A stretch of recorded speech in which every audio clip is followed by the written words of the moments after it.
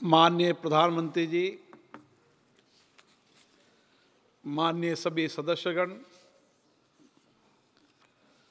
7वीं लोकसभा के इस सत्र के साथ लोकसभा का आज समापन हो रहा है। 7वीं लोकसभा इसलिए भी विशेष है कि भारत के अमृत काल में हमने संसद के पुराने भवन और नए भवन दोनों भवनों में अपने संसदीय दायित्वों को निभाया। यह अवसर हमें मिला,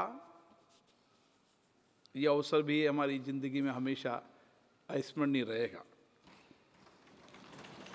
नए भवन में स्थापित पवित्र सिंगोल न्याय, सुशासन, राष्ट्रीय एकता और राजनीतिक शुचिता का प्रतीक है। हमारे महान लोकतंत्र की इस उच्चतम संस्था के पीठासीन अधिकारी के रूप में आप सबके सहयोग से, आपके सकारात्मक सहयोग से मैंने दायित्व निभाया। माननीय प्रधानमंत्री जी ने अभी बहुत बातें हमें प्रेरणा स्वरूप बताई। हमारे लिए ये पल ऐतिहासिक पल रहेगा, अद्भुत भी रहेगा और हमारी जिंदगी में लोकतंत्र की इस यात्रा के लिए हमेशा स्मृतिपूर्ण वाला ये काल हमारे लिए रहेगा। इस 5 वर्ष के अंदर जनता के लोकतंत्र के प्रति, लोकतांत्रिक संस्थाओं के प्रति विश्वास बढ़े, इसके लिए सभी माननीय सदस्यों ने अपने अपने क्षेत्र की जनता की आशाओं, आकांक्षाओं को पूरा करने का प्रयास किया। यहाँ अपने क्षेत्र के मुद्दे भी उठाए, देश के मुद्दे भी उठाए और मैं सरकार को भी धन्यवाद देता हूँ कि उन्होंने पहली बार शून्यकाल जैसे विषय का सकारात्मक उत्तर देकर एक नई परंपरा भी स्थापित की। माननीय सदस्यगण, मुझे 19 जून 2019 को सर्वसम्मति से सभा का अध्यक्ष चुना गया। इसके लिए मैं माननीय प्रधानमंत्री जी का और सभी सदस्यों का हार्दिक धन्यवाद देता हूँ। मेरे लिए भी ये 5 वर्ष जीवन के लिए महत्वपूर्ण है और अविस्मरणीय रहेंगे, क्योंकि आपके साथ जो पल मैंने गुजारे हैं वो मुझे हमेशा प्रेरणा देते रहेंगे। माननीय सदस्यगण, इस सदन की बड़ी उच्च परंपरा परिपाटियाँ रही है, इस सदन की प्रतिष्ठा भी रही है। मुझसे पूर्व यहाँ बैठने वाले हमारे पूर्व अध्यक्षों ने इस सदन की गरिमा, प्रतिष्ठा, मान, मर्यादा को बढ़ाया है। मैंने भी प्रयास किया है कि सभी दलों के नेताओं के सहयोग से इस पद की गरिमा भी और इस संस्था की सर्वोच्च प्रतिष्ठा बनी रहे और इसके लिए आपका सहयोग भी रहा। इसके लिए भी मैं आपको धन्यवाद देता हूँ। 7वीं लोकसभा कई कार्यकाल के लिए 7वीं लोकसभा कार्यकाल कई अर्थों में ऐतिहासिक रहा है। सभा के पीठासीन अधिकारी के रूप में जब मुझे दायित्व मिला तो मैंने कोशिश की, मैं सदन के लिए दूसरी बार का ही माननीय सदस्य था, मेरा कोई लंबा अनुभव नहीं था, लेकिन आप सबका सहयोग मिला और पहले सत्र में ही बिना व्यवधान के सदन की प्रोडक्टिविटी भी रही और सभी माननीय सदस्यों ने, विशेष रूप से नए आने वाले और पुराने भी सभी माननीय 540 सदस्यों ने सत्र के पहले सत्र में ही अपनी भागीदारी निभाई अपने विचार व्यक्त किए, ये भी अपने आप में ऐतिहासिक उपलब्धि रहेगी। माननीय सदस्यगण, नए संसद भवन की आवश्यकता बहुत दिनों से लोग चर्चा करते थे। मेरे पूर्ववर्ती अध्यक्षों ने भी इसके लिए प्रयास किया। मैंने और सभी सदन के सदस्यों ने माननीय प्रधानमंत्री जी से संसद के नए भवन बनाने का आग्रह किया। माननीय प्रधानमंत्री जी ने हमारे दोनों सदनों के आग्रह को स्वीकार किया और इसके निर्माण की स्वीकृति की। माननीय प्रधानमंत्री जी के विजनरी नेतृत्व और उनकी अद्भुत कार्यशैली और हमारे श्रमवीरों जिन्होंने कोविड के समय भी जो अथक प्रयास किए, उसके कारण हमारा नया संसद भवन 2 वर्ष 5 महीने की अल्प अवधि में पूरा हुआ।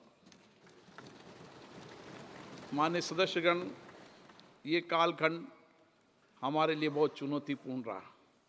विशेष रूप से वैश्विक महामारी कोरोना की चुनौती हमारे सामने थी। हमें हमारे संवैधानिक दायित्वों को निभाना था। देश की जनता सुरक्षित रहे, उसके कल्याण में, उनके सहयोग में हम हमारे संवैधानिक दायित्वों को निभाएं। मैं आज यह कह सकता हूं कि सभी माननीय सदस्य उस चुनौतियों के समय भी देर रात कर बैठकर उन्होंने अपने संवैधानिक दायित्वों को निभाया और 167% प्रोडक्टिविटी रही। जैसा कि माननीय प्रधानमंत्री जी ने बताया कि कोरोना काल गंभीर था, लेकिन मैं प्रधानमंत्री जी को धन्यवाद देना चाहता हूं। उन्होंने देश की जनता की भी चिंता की और अपने एक एक माननीय सदस्यों की भी चिंता की। जब भी उन्हें कोई जानकारी मिल जाती थी, वो व्यक्तिगत रूप से टेलीफोन करते थे और उनसे बात होने पर डॉक्टरों से चिंता व्यक्त करते थे। माननीय सदस्यगण, 17वीं लोकसभा का ये सत्र अपनी प्रोडक्टिविटी में भी ऐतिहासिक रहा। पिछली 5 लोकसभा में सबसे ज़्यादा प्रोडक्टिविटी 97% प्रोडक्टिविटी रही और उसमें विशेष रूप से महिलाओं की भागीदारी भी रही और सदन में उनकी सक्रिय भागीदारी भी रही। मैं देखता था देर रात तक महिलाएं यहाँ बैठती थी, हमारी माननीय सदस्य महिला बैठती थी और अपने विचारों को व्यक्त करती थी, अपने क्षेत्र की जनता की भावनाओं को अभिव्यक्त करती थी। माननीय सदस्यगण, ये हमारे लिए गौरव का विषय रहा कि नए संसद भवन के अंदर सर्वप्रथम दिन ही नारी शक्ति वंदन विधेयक 2000 चर्चा के लिए लाया गया। सभी दलों ने इसमें सहयोग किया और ये विधेयक पारित हुआ। इसके लिए मैं माननीय प्रधानमंत्री जी को भी धन्यवाद देता हूँ। ये विधेयक महिला सशक्तिकरण की दिशा में एक अभूतपूर्व उपलब्धि रहेगी और बरसों तक इन सदनों में महिला आरक्षण विधेयक की प्रतीक्षा कर रहे थे, पर ये आपको ही सौभाग्य मिला है कि आपके समय ही ये महिला विधेयक पारित हुआ है। इसके अलावा इस सदन में बहुत महत्वपूर्ण ऐतिहासिक विधेयक पारित हुए। हम अंग्रेजों के कानूनों को लेकर चल रहे थे। हमने हमारी आज़ादी के बाद हमारे कानून बनाए, भारतीय न्याय संहिता, भारतीय साक्ष्य बिल, भारतीय नागरिक सुरक्षा संहिता और विशेष रूप से इस सदन ने जम्मू कश्मीर पुनर्गठन विधेयक भी पारित किया। उसके साथ साथ डिजिटल पर्सनल डेटा, मुस्लिम महिला विधेयक, उपभोक्ता संरक्षण प्रत्यक्ष कर विधेयक, औद्योगिक संबंधी विधेयक, ऐसे कई ऐतिहासिक, आपकी ज़िंदगी में स्मरण रहे हो कि आपने बहुत ऐतिहासिक विधेयक पारित किए, जिससे एक लंबे समय तक देश के आर्थिक सामाजिक में एक बहुत बड़ा परिवर्तन होगा। ये मौका भी आप सबको, हम सबको मिला है। विगत 5 वर्षों में विशेष रूप से हमने भारतीय चिंतन को और भारतीय चिंतन की व्यवस्था को आगे बढ़ाने के लिए कानून पारित किए। इस सभा ने 5 वर्षों में बहुत अनुपयोगी कानून थे, उन कानून को रिफिल करने का काम भी इसी सभा ने किया। इस सभा ने 3 संविधान संशोधन विधेयक भी पारित किए। माननीय सदस्यगण, 17 लोक सभा का गठन 25 मई 2019 को किया गया था। इस सदन की पहली बैठक 17 जून 2019 को हुई थी।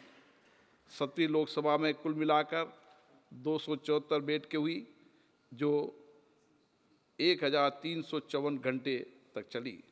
सदन में नियत समय में 345 घंटे की अधिक अवधि बैठकर हमने कार्य किया। इसी लोकसभा में व्यवधान के कारण 387 घंटे का समय भी व्यर्थ हुआ। इन 5 वर्षों की अवधि में हमने गहन चर्चा संवाद के बाद 222 कानून पारित किए। इस अवधि के दौरान 202 विधेयक पूर्व स्थापित किए गए तथा 11 विधेयक को सरकार द्वारा वापस लिया गया। 17 लोकसभा के दौरान 4663 तारांकित प्रश्न सूचीगत किए गए, जिसमें से 1116 प्रश्नों के मौखिक उत्तर दिए गए। इसी अवधि में 55,879 अतारांकित प्रश्न भी पूछे गए, जिनके लिखित उत्तर सदन में दिए गए। इसी लोकसभा में 2 अवसर ऐसे भी आए जब सूचीबद्ध सभी 20 प्रश्नों के उत्तर दिए गए। माननीय सदस्यगण, इस लोकसभा में 729 गैर सरकारी विधेयक सदन में प्रस्तुत किए गए। 17 लोकसभा के दौरान संबंधित मंत्रियों ने 26,750 पत्र सभा पटल पर रखे गए। इस लोकसभा के दौरान शून्यकाल के अंतर्गत 5,568 मामले उठाए गए, जबकि नियम 37 के अंतर्गत 4,869 विषय माननीय सदस्यों द्वारा उठाए गए। दिनांक 18 जुलाई 2019 को शून्यकाल के अंतर्गत 161 विषय उठाए गए और देर रात्रि तक माननीय सदस्यों ने भागीदारी निभाई। 17 लोकसभा के पहले सत्र में शून्यकाल में 1066 मामले उठाए, जिसका भी अपने आप में कीर्तिमान है। माननीय सदस्यगण, जैसा कि मैंने बताया कि पहली बार 370 के और शून्यकाल के जवाब सही समय पर यहाँ पर कार्यपालिका के माध्यम से आए। इसी लोकसभा में चंद्रयान मिशन की सफलता और अंतरिक्ष क्षेत्र में देश की उपलब्धियों पर भी चर्चा हुई। सभा द्वारा इस विषय पर संकल्प पारित किया गया। सभा द्वारा भारतीय अर्थव्यवस्था और भारत के लोगों के जीवन पर इसके प्रभाव विषय पर भी नियम 342 के अंतर्गत चर्चा की गई। माननीय सदस्यगण, इसी सदन में माननीय प्रधानमंत्री जी ने 5 फरवरी 2020 को श्री राम जन्मभूमि तीर्थ क्षेत्र ट्रस्ट की स्थापना की घोषणा की गई। ये देश के लिए गौरव का विषय है कि अब श्री राम मंदिर का निर्माण कार्य पूरा हो चुका है। इस विषय पर आज सदन में चर्चा हुई। सभी मान्य सदस्यों ने सार्थक रूप से अपने विचार किए गए और चर्चा के उपरांत वर्ष 2047 तक एक विकसित और समावेशी भारत के निर्माण का संकल्प भी हमने पारित किया। माननीय मंत्रियों द्वारा विभिन्न विषयों पर 534 वक्तव्य दिए गए। इस लोकसभा के दौरान नियम 193 के अंतर्गत 12 चर्चाएं आयोजित की गई।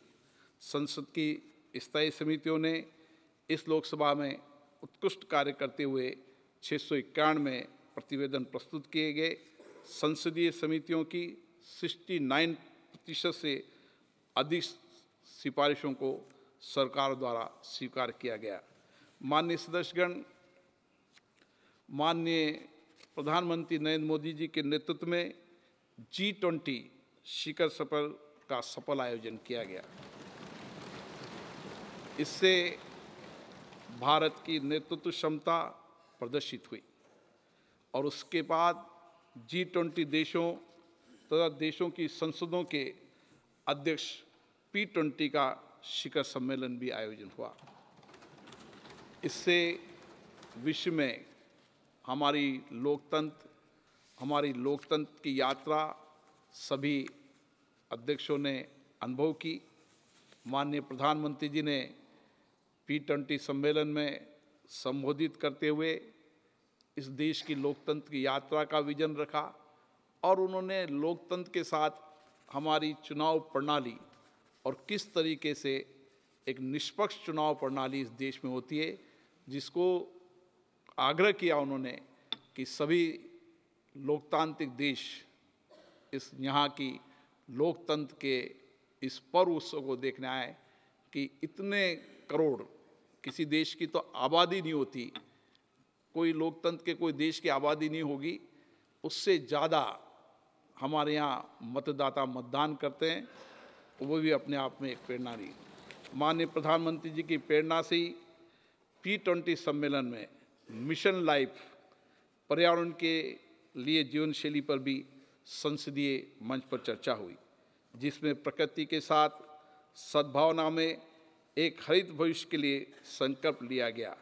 इस कार्यक्रम में सभी प्रतिभागी देशों ने समर्थन किया और सभी संसदों के अध्यक्षों ने संकल्प लिया कि हम अपने अपने देशों के अंदर भी इसी तरीके का संकल्प लेंगे, प्रस्ताव करेंगे और चर्चा करेंगे। इस लोकसभा में संविधान दिवस कार्यक्रम वर्ष 2019-2021 में संसद भवन में आयोजित किया गया। संसद की लोक सेवा समिति PSC की स्थापना के 100 वर्ष पूरे होने अवसर पर केंद्रीय कक्ष में विशेष कार्यक्रम 4 दिसंबर 2021 को आयोजित किया गया। दिनांक 19 सितंबर 2023 को संविधान सदन के केंद्रीय कक्ष में संविधान सभा से अब तक की 75 वर्ष की संसदीय यात्रा, उपलब्धियां, अनुभव, स्मृतियां और सीख विषय पर भी एक चर्चा आयोजित की गई। मैं विशेष रूप से माननीय प्रधानमंत्री जी का विजन का कुछ विषय आपको उठाना लूँ। लोकसभा टीवी चैनल और राज्यसभा टीवी चैनल अलग अलग चलते थे। माननीय प्रधानमंत्री जी के मार्गदर्शन से संसद टीवी एक चैनल हुआ, जिससे करोड़ों रुपए की वित्तीय बचत भी हुई। इसी तरीके से सब्सिडी का विषय हमेशा हम पर विषय उठता रहता था और जिसमें पूर्ण रूप से सब्सिडी समाप्त कर दी गई, जिससे कि 15 करोड़ रुपया वार्षिक बचत हुई। संसद भवन में मैं आप उदाहरण पेश करना चाहता हूँ। संसद भवन में राष्ट्रीय पर्व पर लाइट पर लाखों रुपया खर्च होता था। माननीय प्रधानमंत्री जी ने का विजन और मार्गदर्शन था। उन्होंने कहा कि यहाँ एक पसार्ड लाइट की तरह परमानेंट लाइट लगनी चाहिए और उस पसार्ड लाइट यहाँ पर लगी, कम समय में लगी और इस संसद का लाखों करोड़ रुपए की बचत हुई, जो 75 वर्ष तक अभी तक लग रही थी। इन सभी व्यवस्थाओं से इस 5 वर्ष के अंदर 875 करोड़ की बचत हुई, जो बजट का 23% हिस्सा है। कोरोना के समय माननीय सांसदों ने PM केयर फंड में अपने फंड को दिया और अपनी सांसद निधि को भी छोड़ा। उसके लिए भी मैं सांसदों को धन्यवाद देता हूँ। यहाँ पर इस सारे परिसर को हरा भरा बनाने के लिए सभी मान्य सदस्यों ने अपने अपने नाम के वृक्षारोपण भी लगाए, जो उनकी हमेशा ज़िंदगी में स्मृति रहेंगे और वह जब भी आएंगे, जब इस पेड़ को बड़ा होकर देखेंगे तो याद करेंगे। माननीय सदस्यगण, सभी विधेयों पर सार्थक वाद विवाद चर्चा हुई और सभी ने अपने इस पर ठीक से अपने विचार रखे। हमने कुछ नए प्रयास किए कि विधेयक के पहले माननीय सदस्यों के ब्रीफिंग सेशन के माध्यम से उनको विधेयकों की जानकारी, उद्देश्य लाना और उसके विधेयकों के प्रभाव के बारे में भी हमने लगातार कार्यक्रम आयोजित किए गए। इसी के साथ साथ ऐसे कई माननीय सदस्यों को जानकारी होगी, हम 24 घंटे यहाँ पर किसी भी विधेयक या किसी भी विषय पर माननीय सदस्यों को 24 घंटे शोध सहायता उपलब्ध यहाँ पर रहती है। इसी के साथ साथ हमने नई व्यवस्था शुरू की कि लाइब्रेरी को होम डिलीवरी के माध्यम से भी और सारी लाइब्रेरी को भी डिजिटाइजेशन करने का काम किया। इसी के साथ साथ अभी तक संसद की जितनी डिबेट है उन सारी डिबेटों को डिजिटाइजेशन करने का काम किया। मेटा डेटा से आप सब्जेक्ट से, नाम से, विषय पर आप पूरी डिबेट को भी देख सकते हैं। ये भी नवाचार इस संसद ने किया। समझ लाइब्रेरी को जनता के लिए सुलभ कराया और आप सबके प्रयासों के सहयोग से ही ये सदन पेपरलेस हो चुका और अभी 97% से अधिक प्रश्न इलेक्ट्रॉनिक रूप से माननीय सदस्यों के द्वारा लगाए जाते हैं। इसी के साथ संसद के नए भवन में हिंदी, अंग्रेजी के अलावा हमने अन्य 10 भारतीय भाषाओं में भाषांतर सेवा उपलब्ध कराने का भी प्रयास किया है। इसके साथ साथ हमने डिजिटल ऐप, डिजिटल संसद और आप जो अपनी बात कहते हैं उसको आधे घंटे में आपको व्हाट्सएप पर आपके मोबाइल पर उपलब्ध कराने का भी प्रयास किया गया। माननीय सदस्यगणों, आवास बहुत पुराने हो गए थे। माननीय प्रधानमंत्री जी ने एक मार्गदर्शन दिया और अभी 112 नए आवास बनकर तैयार हो गए और 184 आवास का निर्माण कार्य चल रहा है, ताकि जब हमारे माननीय सदस्य आए तो उनको नए आवास मिलें, इसका भी एक प्रयास किया गया। माननीय सदस्यगण, लोकतंत्र में युवाओं की भागीदारी रहे और हमारी आने वाली पीढ़ी हमारे देश की आज़ादी के बाद जिन नेताओं का योगदान रहा उनके बारे में जाने, उनकी जीवन के बारे में जाने। इसके लिए माननीय प्रधानमंत्री जी के मार्गदर्शन से एक कार्यक्रम आयोजित किया गया, जो हर महान विभूति के जो स्वतंत्रता सेनानी हैं उनके जयंती पर आयोजित किया जाता है। संविधान सदन में उसमें देश भर के अलग अलग राज्यों के लोग अपने अपने राज्यों में पहले उन महापुरुषों पर चर्चा करते हैं, डिबेट करते हैं और जब उसमें उत्तीर्ण होते हैं वो संसद भवन में आकर अपनी बात को रखते हैं, ताकि हमारी आने वाली पीढ़ी हमारे महापुरुषों के जीवन के बारे में जाने, उनके राष्ट्र और देश के प्रति कर्तव्यों के बारे में जाने, ताकि उनको भी नई प्रेरणा मिले। माननीय सदस्यगण, लोकसभा के पीठासीन अधिकारी का दायित्व के नाते 6 पीठासीन अधिकारियों के सम्मेलन हुए और हमने प्रयास किया कि देश की सभी लोकतांत्रिक संस्थाओं में, विधानसभाओं से लोकसभाओं, उसमें सदनों की प्रतिष्ठा बने, गरिमा बने, हमारे सदस्यों का आचरण व्यवहार ऐसा हो ताकि लोगों का और लोकतंत्र में और इन संस्थाओं के विश्वास भरोसा बढ़े। इसके लिए सबने एक मत से इस बात का विचार किया कि हमें सदन की गरिमा प्रतिष्ठा बढ़ाने के लिए हम सभी सदस्यों को इस तरीके का व्यवहार करना चाहिए कि जनता का विश्वास हमारी संस्थाओं पर, हम पर और हो, ताकि हम और मर्यादित तरीके से इन संस्थाओं के माध्यम से लोगों का कल्याण कर सके। माननीय प्रधानमंत्री जी ने एक नया विजनरी मार्गदर्शन उस समय दिया, 1 नेशन 1 लेजिस्लेटिव प्लेटफॉर्म।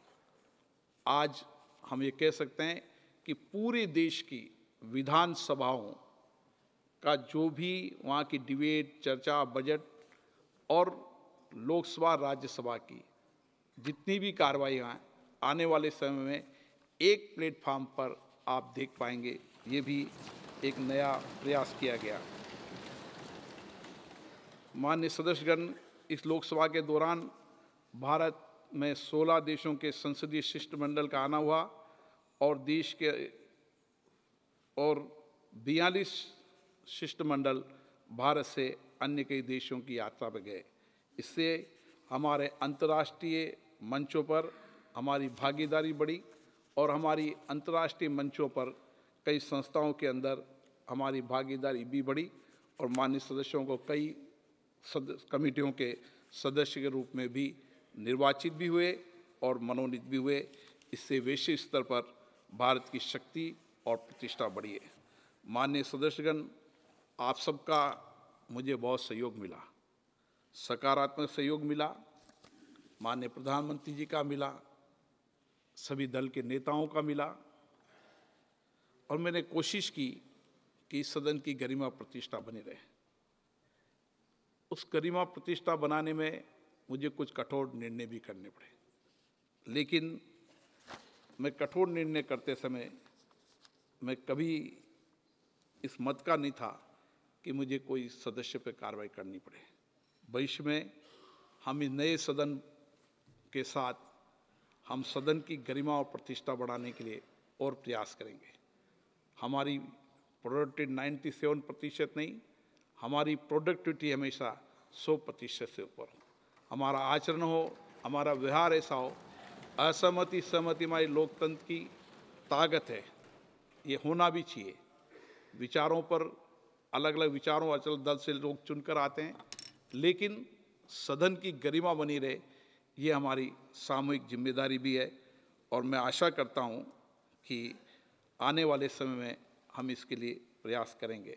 यहाँ पर सभी सदस्य अलग अलग दल, अलग अलग विचारधारा, अलग अलग क्षेत्र से आते हैं, लेकिन इस 5 साल में मुझे एक परिवार जैसे लगे। मुझे एक ऐसा परिवार लगा जो हमेशा मेरे जीवन में अविस्मरणीय रहेगा। मेरे ऐसे संबंध सभी लोगों से हुए, एक परिवार जैसे संबंध हुए। आत्मीय भाव मिला, न पक्ष न विपक्ष, सब मेरे लिए सदस्य हैं। मैं कोशिश करूंगा कि सभी सदस्यों के मान सम्मान बनाने का हमने प्रयास किया है। अगर कुछ कटुता के निर्णय भी लेने पड़े तो वो सदन की गरिमा के लिए, सदन की प्रतिष्ठा के लिए लेने पड़े। आज जब हम लोकसभा के समाप्त होने पर जा रहे हैं तो अपने अपने क्षेत्र के अंदर जाएंगे और अपने सार्वजनिक जीवन में हमने संसद के अंदर जो अनुभव प्राप्त किए, भारत के लोकतंत्र की समृद्धि और प्रतिष्ठा बढ़ाने के लिए जो हमने सहयोग किया, उसकी भी जानकारी भी हम जनता को देंगे और प्रयास करेंगे कि जो मुद्दे हमने उठाए हैं उन मुद्दों को किस सकारात्मक रूप से सरकार ने लिया और किस सकारात्मक रूप से उस मुद्दों का हल निकाला, इसके लिए भी मैं सरकार को विशेष रूप से सहयोग देता हूं। मैं माननीय उपराष्ट्रपति जी का भी धन्यवाद देता हूं, जिनका सकारात्मक सहयोग मुझे हमेशा मिलता रहा। मैं माननीय प्रधानमंत्री जी का विशेष रूप से धन्यवाद देता हूं, जिनका मार्गदर्शन मुझे हमेशा मिलता रहा और उन्होंने हमेशा एक कोशिश की कि सदन की गरिमा प्रतिष्ठा बनी रहे। लोकतंत्र के अंदर भारत की जो प्रतिष्ठा है वो दुनिया के लिए मार्गदर्शन है और उन्होंने हमेशा यही मार्गदर्शन किया कि संसद की प्रतिष्ठा बनी रहनी चाहिए, मर्यादा बनी रहनी चाहिए। व्यक्ति आएंगे चले जाएंगे, लेकिन सदन और सदन की पीठ की मर्यादा बनाने के लिए उनका मार्गदर्शन मुझे हमेशा मिलता रहा। इसके लिए मैं प्रधानमंत्री जी का धन्यवाद देता हूँ। मैं सभी चेयरपर्सन का बहुत बहुत धन्यवाद देता हूँ, जो बहुत देर तक यहाँ बैठकर उन्होंने सदन की कार्रवाई को चलाया। मैं संसदीय कार्य मंत्री, संसदीय राज्य मंत्री, सभी माननीय मंत्रिपरिषद के सदस्यों को भी धन्यवाद देता हूँ, जिन्होंने सदन चलाने में सकारात्मक सहयोग दिया। मैं प्रेस और मीडिया के मित्रों को भी धन्यवाद देता हूँ, जिन्होंने यहाँ सदन की बात जनता तक पहुँचाने में अपनी महत्वपूर्ण भूमिका निभाई।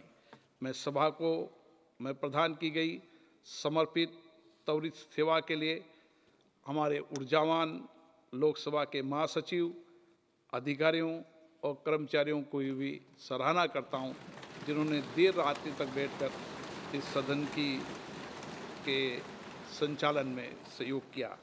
मैं इस परिसर में हमारे सिक्योरिटी से लेकर तमाम लोगों को, छोटे से छोटे श्रमवीरों को जो देर रात्रि तक यहाँ पर रुकते थे और हमारे माननीय सदस्यों को सहयोग करते थे, उन सब का भी मैं आभार व्यक्त करता हूँ। मैं सभा की कार्रवाई के संचालन में समृद्ध एजेंसियों को उनकी प्रदान की गई सेवाओं के लिए भी धन्यवाद देता हूँ। आपने अलग अलग दल के नेताओं ने जो इस संसदीय पीठ के लिए और मेरे लिए जो विचार व्यक्त किए, इसके लिए भी मैं आपको धन्यवाद देता हूँ। मुझे आशा है हम सबका भावी जीवन समृद्ध हो, स्वस्थ रहे, कुशल रहे और हम इसी तरीके से लोकतंत्र के मूल्यों की संवर्धन करने में अपना जीवन समर्पण करें और जो कुछ भी हमने यहाँ अनुभव प्राप्त किया है, उस अनुभव का लाभ देश की जनता को मिले और हमारे प्रयासों से हम समाज के अंतिम व्यक्ति के जीवन को बदलने के लिए लगातार हमारी ज़िंदगी को इसी तरीके से समर्पित होकर सेवा देते रहें। मैं आप सबको पुनः बहुत बहुत धन्यवाद देता हूँ। अब वंदे मातरम के लिए आग्रह करता हूँ।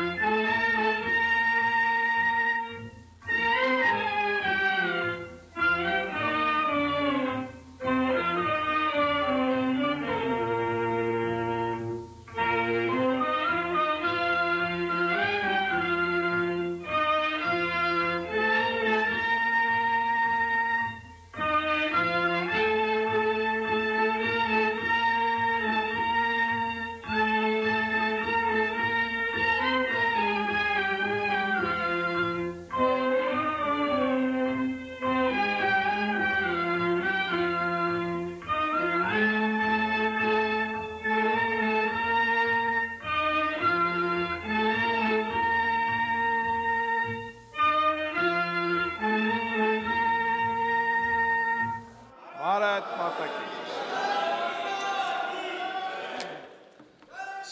सभा की कार्रवाई अनिश्चित काल के लिए स्थगित की जाती है।